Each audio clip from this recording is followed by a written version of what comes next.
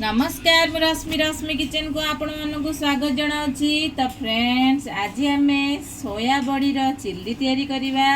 तो देखंतु मुझे किसी सोया बड़ी ताकू मु गरम पानी रे मुझे लुण दे किसी समय फुटे चिपुड़ी की भल भाव रखी नहीं। देखंतु केते सॉफ्ट हो जाइए। एवं एठी मु किसी पियाज पतला छोट छोट साइज रे काटी नहीं। किसी अदा रसुण को छोट छोट पीसेस रे काटी।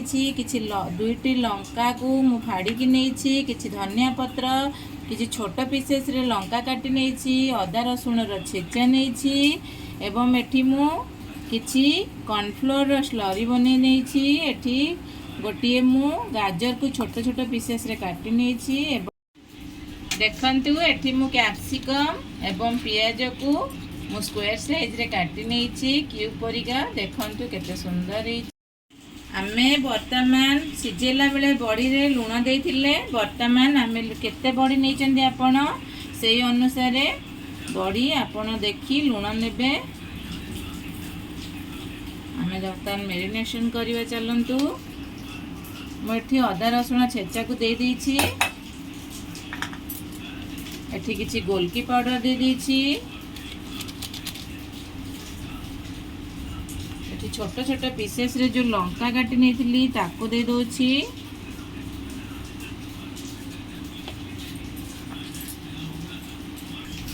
एठी हमें कॉर्नफ्लोर मुठी 3-4 चम्मच नेबी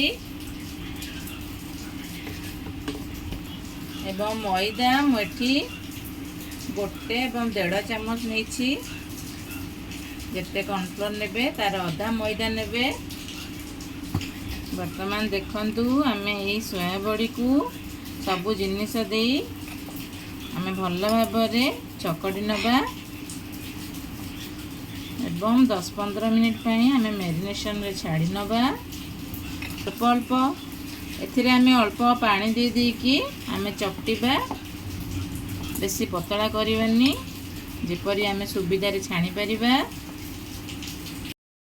भल कलर आसवा मुझे किसी काश्मीर चिल्ली नहीं।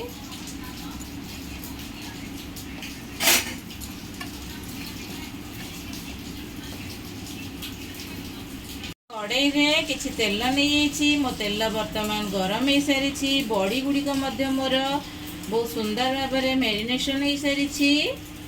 वर्तमान आम यहीपरी भाव में गोटे गोटे करी बड़ी को छाणीबा। हल्का ब्राउन कलर करी एटी मु हल्का सेलो फ्राई करी। आपण माने जदि चाहिए डीप फ्राई करि परिबे। आपण केते तेल नहीं ता हिसाब रे बड़ी देबे नले बड़ी लागी जिवो। वर्तमान देखंतु केते सुंदर बास्ना हमर होछि एई पकोड़ा गुड़िक। आमे वर्तमान बाहर करदेबा। देखंतु मोर सब पकोड़ा मु छाणी सारी सोयाबीन रो। एटी मु बड़ साइज रो सोयाबीन नेछि। आपण माने मध्य चिल्ली पई बड़ साइज रो नियंतु बहुत बढ़िया लागि थाए खाइबा पई। मोठी बड़ 2 कप नेथिली। देखंतु सेम सही कढ़ाई रे ही मु तेल अल्प नै जाइछि। एठी काटी रखिथिबा रसुण एवं अदा को मु जो पतला पतला छोट पीसेस रे काटी थिली ताकू प्रथमे हमें ऐड करनबा। ताकू हल्का फ्राई करनबा। पूरा छोट छोट पीसेस रे करिवे। चाइनीज आइटम रे एई अदा रसुण रो फ्लेवर टी बहुत बढ़िया लागि थाए। मु एठी जो फाड़ करिकी लंका रखी थिली ताकू मु 2 पीस देबी एवं छोट छोट पीसेस रे जो पियाज रखी थी ताकू ऐड करनबा। आमे अल्प हल्का फ्राई करनबा। प्रत्येक जिनस को आमे हल्का फ्राई करिबा लाइट ब्राउन कलर।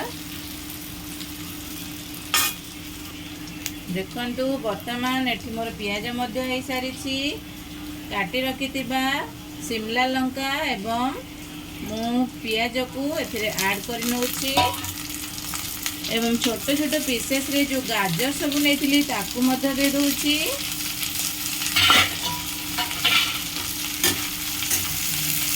हमें को बेसी भाजीबानी हल्का 1-2 मिनिट पे भाजीबा खाली। तार भल बास्नाटी जो तार जो बास्नाटी थाए ता जेपरी चलीज। बर्तमान आम ए अल्प लुण दबा, प्रत्येक जिनस आम लुण देती, बेसी लुण दबानी, हल्का लुण दबा सीझापी केवल। चलतु आम बर्तमान हल्का फ्राए करनवा। मु काटी रखी धनिया पत्र ये किसी आड कर नौची एवं भल कलर आसापी किसी काश्मीर लंका पाउडर आड करुच्ची एवं किसी गोलमरिच पाउडर आड करुच्ची। अल्प देवे ना बहुत राग लगे। आपण छुआ बनवाई सब जिनस आपण हिसाब से अल्प अल्प देवे, छुआ मैंने खाईपारे नहीं।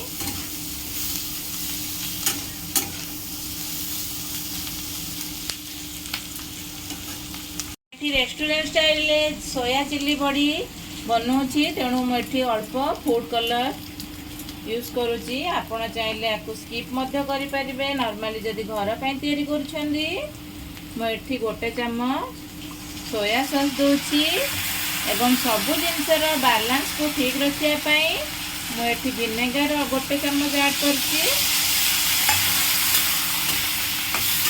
सुंदर कलर एवं केते सुंदर बास्ना आसूची। आपण मैंने निश्चित घरे समस्त घरे सोयाबीन बड़ी रोक है। आपण मैंने निश्चित घरे ट्राए करूँ ये प्रोसेस रे एवं आपण मानक किपर लगिला मते कमेंट बॉक्स रे जानइबे। मेथी 2 चम्मच टमाटो सॉस ऐड करुची। किसी पानी मुझे ऐड करुची।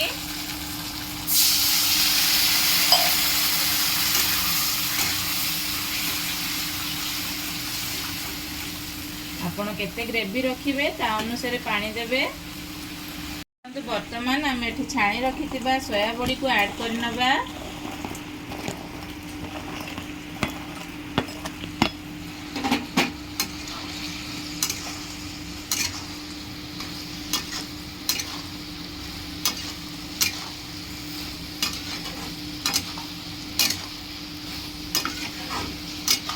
बहुत टेस्ट लगी था सोया बड़ी चिल्ली। आपण मैंने निश्चित थे ट्राए करूँ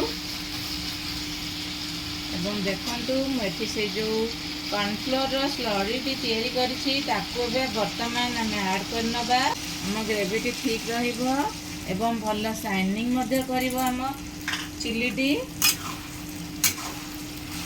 देखु केते जिप्सी गला बर्तमान आम चिल्ली।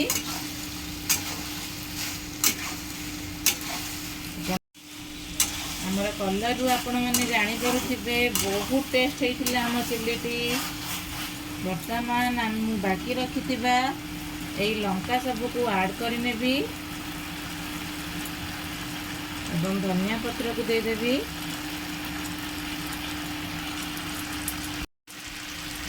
व्हाइट राशि नौची भल गार्निशिंग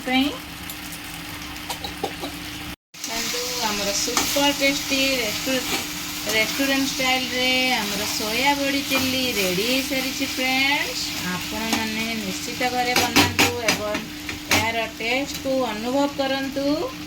फ्रेंड्स देखंतु आमर सुपर टेस्टी गर्मा गरम सोया बड़ी चिल्ली रेडी सारी।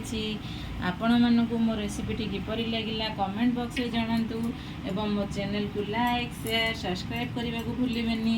मोर एहिपरि नुआ नुआ वीडियो रो नोटिफिकेशन पाइबा पई पाखर थिबा बेल आइकन को प्रेस करंतु। रहिली नमस्कार, धन्यवाद, बाय, जय जगन्नाथ, थैंक यू।